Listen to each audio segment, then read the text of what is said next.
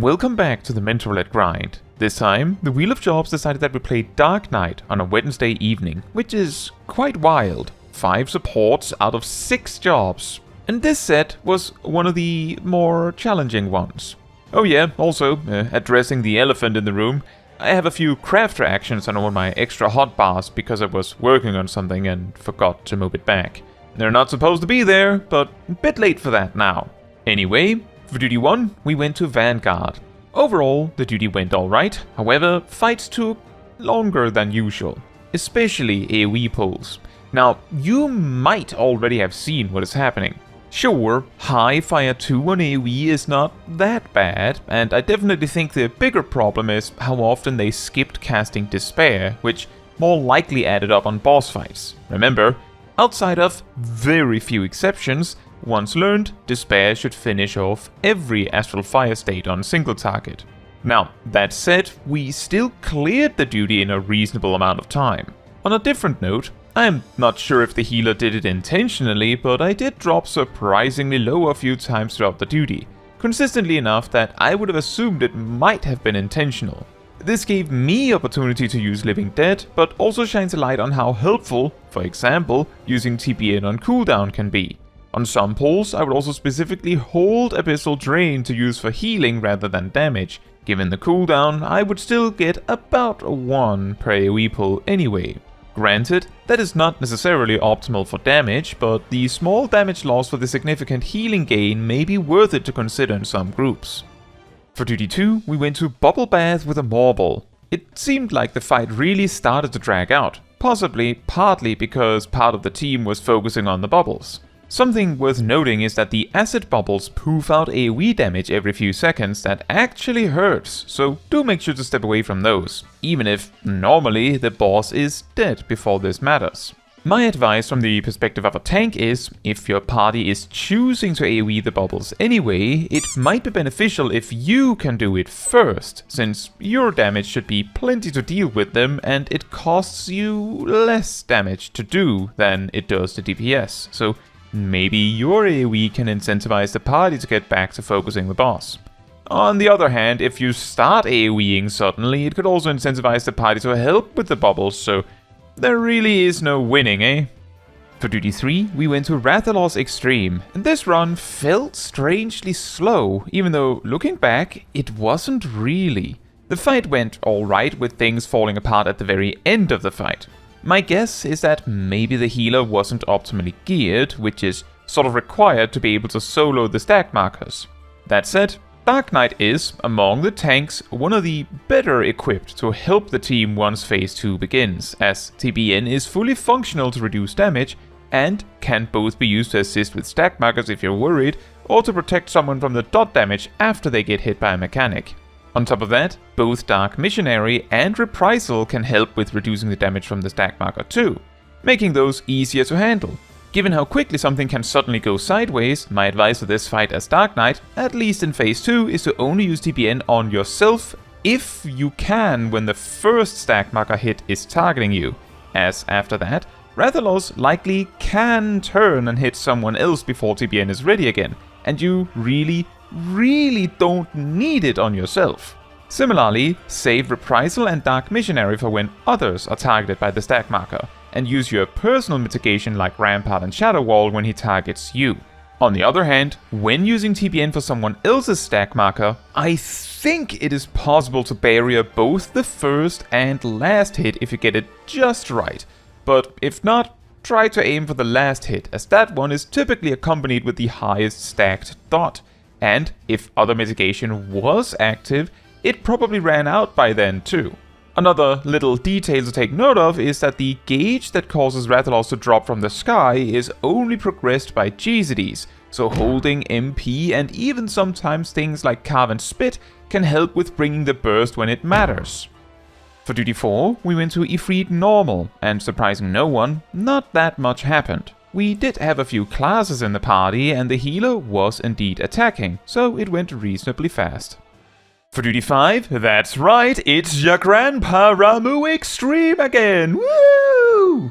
My co-tank Amir seemed to have a relatively solid idea of what to do, so we started with an overview of the mechanics for everyone else. Our dancer admits up front they might have trouble with the mechanics due to a slight language barrier, but hopefully, since our red mage also had French toggled as an understood language and was a mentor, hopefully they could resolve any misunderstandings, although this never came up. That said, I have gone over the tactics for this boss many times on these videos, so I imagine I can jump to the wipes. A particular thing about this party, unlike some others I've had, is that each pull, the specific thing addressed after a pull was consistently resolved on future attempts, which led to very steady progress. On the first pull, we have a few deaths due to people getting too bunched up near me while I'm tanking Ramuh, essentially not realizing the importance of respecting the markers put down. For the second pull, we got wiped by the circle AoEs being used a bit too wildly, which was further compounded by orbs not being managed. For the third pull, we addressed a problem about orbs needing to be managed in a specific way. Simultaneously, we addressed a problem that nearly no one were attacking the ads. For the fourth pull, we actually zombie partied far into the final phase, but eventually got snuffed out due to problems with the rolling thunder tethers. And then for the fifth pull, we start out just right, but then I accidentally get a fourth orb, right around when Amir is getting ready to take over. In hindsight, they should have just aborted and waited a bit, but we can resolve it. Then, during the ad phase, stressing over getting 3 orbs fast enough, I managed to refresh my negative debuff with less than a second left on it, so now I have to keep tanking with 2 healing downs. During this time, Lucian goes down. Furthermore, the ad phase ends just as 2 players get feared, so they're just stuck like that for a while. The good news is that when Ramuh gets interrupted mid-sequence like that, he typically will not do the circle AoE until a second wave of fears and a second wave of circle AoEs happen, so they should be recoverable. However, the rolling thunder going on one of the already stuck players is not a great sign. We managed to resolve all of the fears, and just as Leva fixes the rolling thunder, Lucian goes down again. Importantly, this still saves us from the potential snowballing effect that rolling thunder tends to have once it starts tearing through players. We get people back up and mostly manage to stabilize. Then rolling thunder gets Lucian down again, which of course starts the sort of snowballing effect it tends to have. But it moves to me, and I could definitely do a tank switch right about now anyway, so I do. Although, Ione goes down to the thunder as well. But we managed to take Ramuh down with a reasonably stable run. Well done to the whole team, and a solid performance of gradually improving on each attempt. Unfortunate that Lucian got sniped so many times though. For 2d6, we went to Praetorium, and initially I thought this party looked pretty alright overall, and mostly it was, but then on the final boss I noticed something weird with the Viper. If you just look at their buff situation, you can probably tell if you know the basics of Viper. Sometimes they would continue a specific combo sequence so many times one of their buffs would run out. Other times, they would seemingly alternate between the single target and AoE version of a combo starter, leading to the Honed Steel or Honed Reavers buffs repeatedly refreshing. Often, the same one too. Often, the step 3 combo buffs would also just alternate between the 2 of the same color, usually accompanied by a buff gradually running out. This culminated in the ad phase where the Viper takes on 1 clone on their own and I do 1 on my own, and I somehow keep up with the DPS. The thing that made this particularly strange is that the random choice between single target and AoE means that the best way I could describe what the Viper was doing is just pressing buttons entirely at random. Like, they were frequently absolutely not pressing the glowy button, and often would use AoE actions on single target. Not even glowy AoE buttons, just to be clear. No logical explanation to the choices they made as far as I can see. We still cleared at a reasonable pace, of course. Still, really weird. For 2d7, we went to Thornmarch hard. Initially, my co-tank had their stance off, but turned it on to help with the Morg's Guard. When the king came in, he kept on his stance but made sure I stayed in the lead. Personally, I don't really mind either way, I just want us to agree on who's tanking. Something that I found a bit interesting was that usually I feel this fight ends right around when the king uses the pair tank buster, but this party went slightly further. The thing is, slightly further seems to boil down to mostly raid wides and auto attacks. I do wonder how many more mechanics the fight had left to show. A fun fact about this fight, which newer players might not know, is that the reason why the hard and extreme versions of this fight is so different is because the hard version got reworked. The old version still introduced the fight with you gradually fighting your way through the Mogsguard and then summoning the king. However, once the king was summoned, the Mogsguard would be fully healed and stay on the field, requiring you to handle them in various ways just like on extreme. The key difference is that on hard, the king was not invulnerable, so you could, technically, just bash on him. The problem was that at a certain HP threshold, he would cast Memento Moogle, the harden rage from extreme. The difference with this Memento Moogle is that the damage scaled with the amount of Moogles left on the field, so if you pushed the king too hard before you had dealt with the Mogsguard, he would wipe you immediately.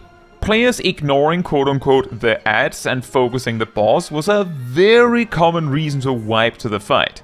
Players often even marked the kill order of the Mogsguard to make things as easy as possible, but indeed, this was a very harsh lesson in kill the ads first. This newer version instead uses the Mogsguard as mechanics themselves instead of ads, which in a way is a bit boring, but is understandable considering how big of a difficulty spike Thornmarch Hard used to be, I suppose. For Duty 8, we went to Alexandria. Overall, the duty went pretty normally, but things got quite spicy on the first boss. On the first, foreign entity removal, our healer goes down. Fortunately, we have 2 DPS that can raise. It starts to get more awkward when our healer, in the confusion presumably induced from the raise itself, gets taken down by the second foreign entity removal as well, which leaves the party somewhat low for an incoming raid wide. However, by the third foreign entity removal, everyone survives and we clean up the fight. This mechanic is surprisingly consistent in taking out casters, I feel, and I imagine the reason is that it moves just fast enough that it is a little awkward to always be casting while also moving. For Duty 9, we went to Sirensong Sea. The second boss is one where either you get it or you don't. Notably, the mechanic Enter Night tethers the boss to a player, and if they don't run away to break it, the boss gradually builds magic wounds on them. While you can absolutely heal through the escalating damage from this on its own, the magic wounds can make Blood Burst, and unavoidable raid wide, a one-shot. The Shadow Flow also applies this magic wound while doing perfectly survivable damage, so simply put, this boss just really wants to surprise you with sudden deaths from Bloodburst. The final boss of the dungeon, just before the last boss, is also a very mechanically interesting one. The Warden's Hounds regularly strikes with tank busters for extra damage, but more importantly, the fleshless captive, the Wraith, actually is tanky enough to survive for a while, but also has a mechanical sequence. All of its spells are interruptible, but this is actually kind of a trap. First, it will cast Dark, and then enter its loop of spells, which is Dark, a simple avoidable circle AoE that it really wants you to interrupt. Then it uses Seductive Scream, which, if successful, causes the party to be crowd controlled and move towards the Wraith, after which it casts Flood, a circle AoE under it, which, if you were seduced before, almost certainly will hit you. A way to avoid being hit despite the seduction going through is if you run really far away. You might not make it into melee range before the flood cast goes through. Optimally, if you only have one interrupt on hand, you always interrupt Seductive Scream. If you have more than one, interrupting both the Scream and the Flood is optimal as it allows melees to stay in melee range and continue attacking. If your healer is not a white mage, you can also use your stun for some of it.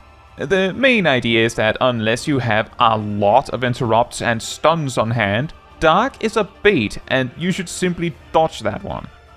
Finally, for Duty 10, we are a 7-minute replacement for Odin in Urth's Fount. And look, Amir from the Ramuh Extreme is here! Hello! Over the course of the fight, I turn on my stance multiple times, considering taking over whenever I see how hard the tank busters hit.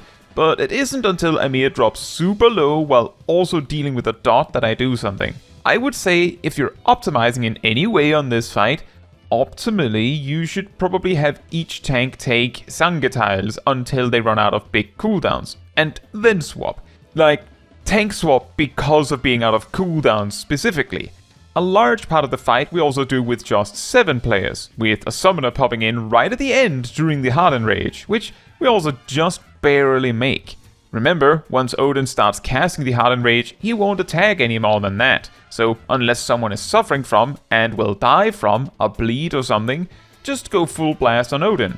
I would also say that the fight was surprisingly long, even when considering we were only 7 players for most of it. We still succeeded though, of course. Quite some variety in this Mentor set. I am very surprised I keep getting supports out of the roulette. Again, 5 out of the 6 jobs in this wheel so far has been supports. Meaning now there's like a 20% chance to get another support, with 2 tanks and 1 healer remaining. Next time, we'll also make it past 750 duties, meaning we are 3/8 of the way there. Now, that is all for this video. Thank you so much for watching. If you'd like to support me and my channel more directly, you can become a member like these wonderful people here. You can also alternatively support me through Ko-Fi, link in the description. You can also support the channel by letting the YouTube algorithm know by liking the video, leaving a comment, subscribing, sharing, and hitting the bell to get notified when next I post a video. Fun fact, when Dark Knight initially unlocks the Blood Gauge, their AoE combo is still superior to Bloodspiller on a measly 4 targets, meaning that in specifically a dungeon like Sirensong Sea, actually just Sirensong Sea, overcapping on gauge on AoE is actually somewhat optimal. Although, if a specific mob is a lot healthier than the rest, using Bloodspiller to catch it up can be optimal for overall clearing speed for the team.